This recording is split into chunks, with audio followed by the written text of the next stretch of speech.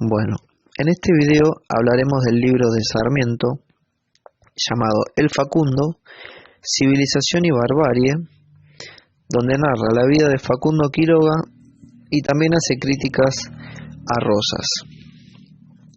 Hablaremos un poco del contexto, donde Sarmiento se encontraba en el exilio por la disputa entre unitarios y federales, por el control del puerto, la aduana bonaerense y por el cobro de los impuestos.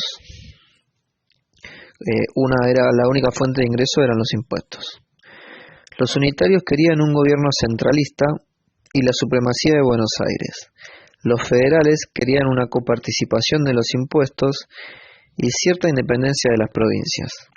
El bando unitario estaba integrado por la generación del 37, un grupo de intelectuales jóvenes como Sarmiento, Alberdi, que fue el creador de bases y puntos de partida para la organización de la República, y Echeverría, el autor de La Cautiva. Los ideales del bando unitario eran la supremacía de Buenos Aires sobre las demás provincias, la redacción y constitución de una constitución nacional democrática y liberal, donde se estableciera una república, es decir, una división de poderes entre ejecutivo, legislativo y judicial.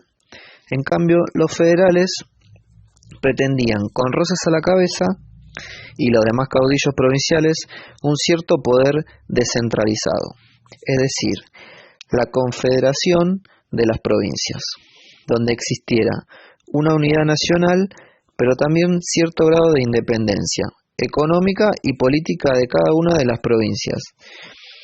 El caudillo o cabecilla gobernante era un líder democrático elegido a mano alzada por el pueblo, según los federales, y un tirano autoritario, según los unitarios.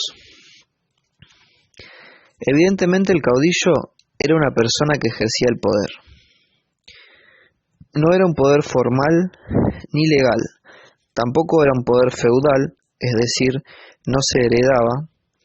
Era la suma de poderes, por ejemplo, el poder ejecutivo de dictar leyes, hacer cumplir las sentencias. El caudillo básicamente era juez, jurado y ejecutor.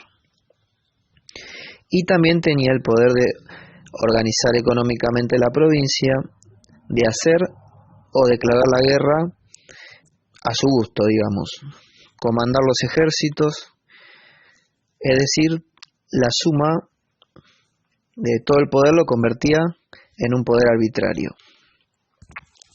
La tesis fundamental de Sarmiento sostenía: todo lo nuestro es bárbaro y todo lo extranjero básicamente es civilizado. Por lo tanto, según esto que nos dice Sarmiento, somos un pueblo de salvajes, incultos y bárbaros, culpa de nuestra herencia cultural española e indígena de la época colonial pre-Revolución de Mayo. Y por lo tanto tenemos una tendencia natural, acrecentada por un clima desfavorable al trabajo, a ser vagos, incultos, mal entretenidos y fáciles de oprimir por cualquier tipo de cabecilla o líder tirano. La herencia cultural malsana básicamente podemos describirla como racismo. A esto le sumaríamos el clima y el territorio que determinan los usos y costumbres, así como también el comportamiento de una población que, según Sarmiento en este caso, no está dado a la civilidad. Se dice que es una idea plagiada de Montesquieu en realidad, en El espíritu de las leyes.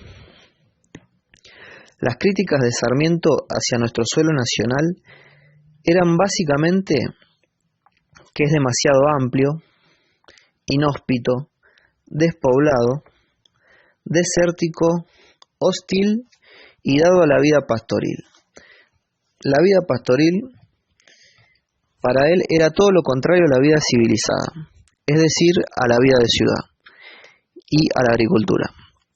Ciudad que él identifica con los modales, los trajes, las galas, pero también con los juzgados, el foro, la plaza pública, el poder de las leyes y el orden. Además de estar centrado en una economía de agricultura afuera de la ciudad y adentro la agricultura y comercio. Adentro del comercio. Todo lo contrario es la vida pastoril y bárbara del gaucho. Un peón arriero de caballo feliz sin privaciones, ya que ha sido endurecido por el clima.